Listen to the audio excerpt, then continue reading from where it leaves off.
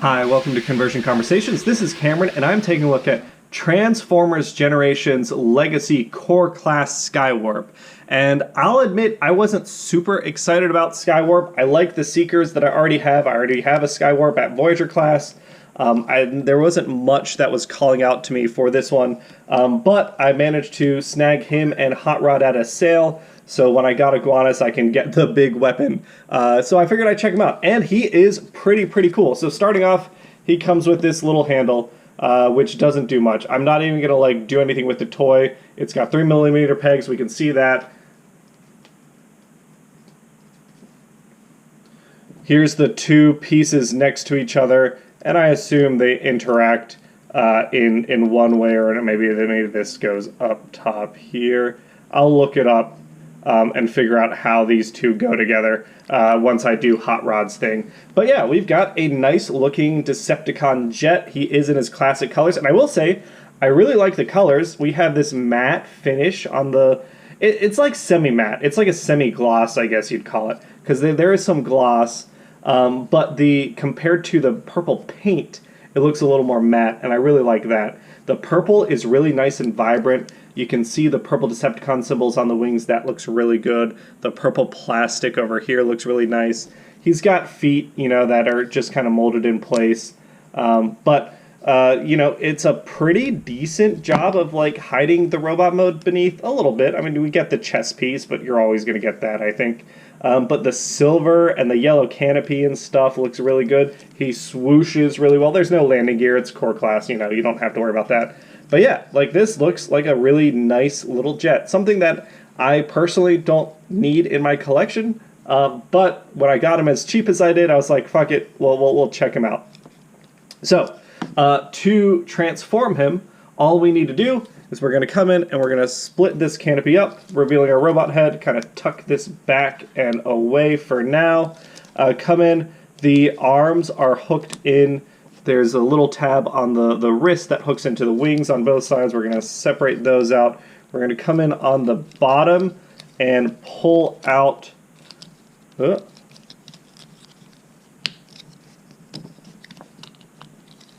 trying to separate... There we go. I totally forgot the chest opens up. I was like, what am I doing here?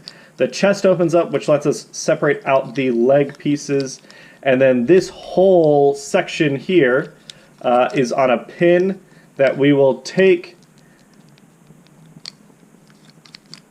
and we will swivel, if it'll let me, or I'll make a mess out of this. There we go. Swivel things around. We'll put that ball joint back in. And then we have our wings oriented in the right way for bot mode. Speaking of wings, we can take our little tail fin pieces, bring those both up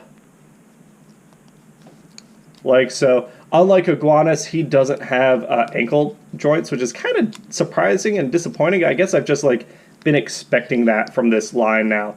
We can bring back this canopy piece. We bring up his little scoops on his shoulders, turn his head around, and we're going to collapse his chest, and it clicks in nicely. And then bring back the wings. And we've got a Skywarp right here. And yeah, he looks pretty nice. I will say that it feels like his head's a little small for his body compared to other Seeker molds. But he looks pretty decent. He's a G1 ass G1 Skywarp. I like the silver paint across the chest. I think that adds some needed color. I like the fake canopy. That looks really nice. The head sculpt itself is fine.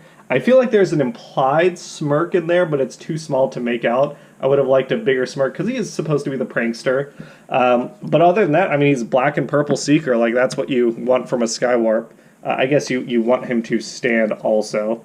But yeah, he looks pretty good. In terms of articulation, we do have some decent articulation in the shoulder. No problem. This head is on a swivel. It's not a ball joint, which is a little unfortunate. The waist doesn't swivel because of transformation, which is also unfortunate.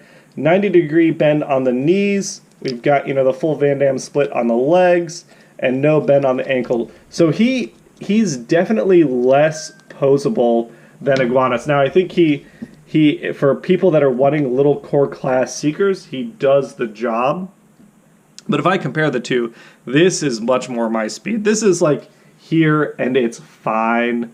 But I'm much more excited about the new characters that we just haven't had. I know Iguanus isn't new, but just characters we haven't had in a while getting new toys.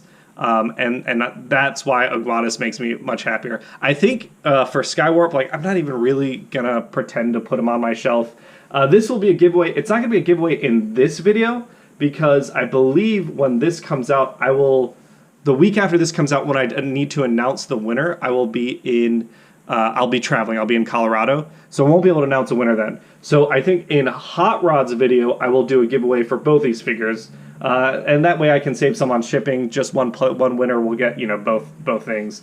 But yeah, overall, do I recommend this guy for full price? I don't think so. I think if you find him for like $5, he's great.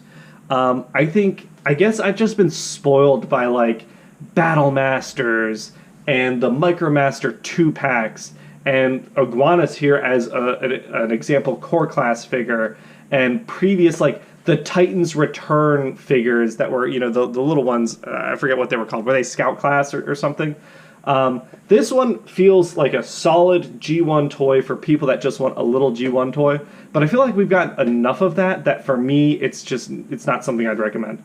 But if you want a G1 ass Skywarp, then here he is, and he's all ready for you. That's it for today's video. It's a pretty quick one, and we'll catch you on the next one, where there will be a giveaway. Thanks everyone for watching. Bye!